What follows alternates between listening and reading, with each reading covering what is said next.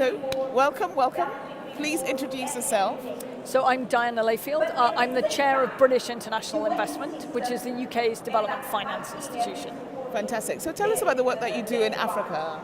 So we invest in Africa primarily for social impact. We invest in the private sector to drive economic growth in the places that need it most. We have a portfolio of close to $1 billion in Africa, and we invest in both equity and debt. So we actively seek risk in the continent, which is slightly different to most investors. Unlike other investors. But we absolutely believe that those businesses that we support over time become commercially viable and commercially investable. Absolutely. So what are some of the areas that you invest in? Are there some specific areas that you prioritize? So we invest across the spectrum, but our three focal areas at the moment are climate finance, and that's everything from large-scale solar and wind power projects. Right. To give you one example, we've just invested in Planet Solar, which is Sierra Leone's first IPP, first solar IPP. Right. And that will contribute an additional uplift of 30% to Sierra Leone's total power generation. That's incredible. So the government's trying to move from 28% electrification to 90%. This will be a big step on the way. And so in what kind of time frame will that happen?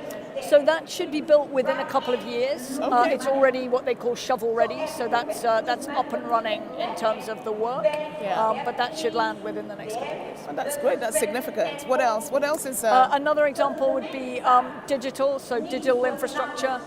We have a pretty significant investment in Liquid Telecom.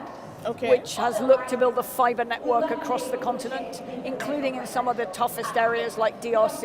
Right. They also build data centers, so we've made an investment in their data center business to ensure that Africa gets reliable access to cloud capabilities. Right. And we have some app investments as well at the sort of smaller end of the scale. Okay. So what are some of the challenges that you face? Can I just give you one more sector, which is agriculture? Okay, sure. Just because I think we're really excited about the potential for food security. And I just want to take an example in Uganda, Kenya, and Nigeria.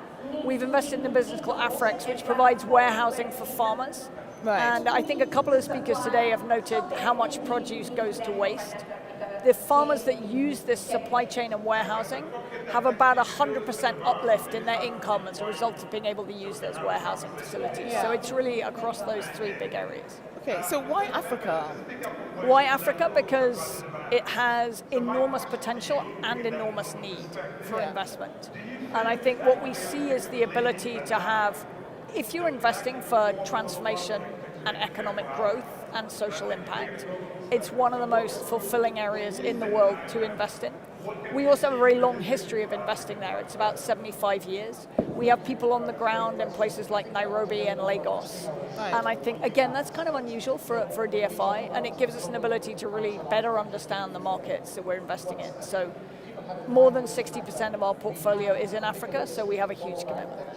That's amazing. What is this that you do that will make Africa unstoppable? I think we will provide the initial risk investment and the seed investment to drive truly exciting transformational businesses in Africa across climate, digital, and food security and beyond.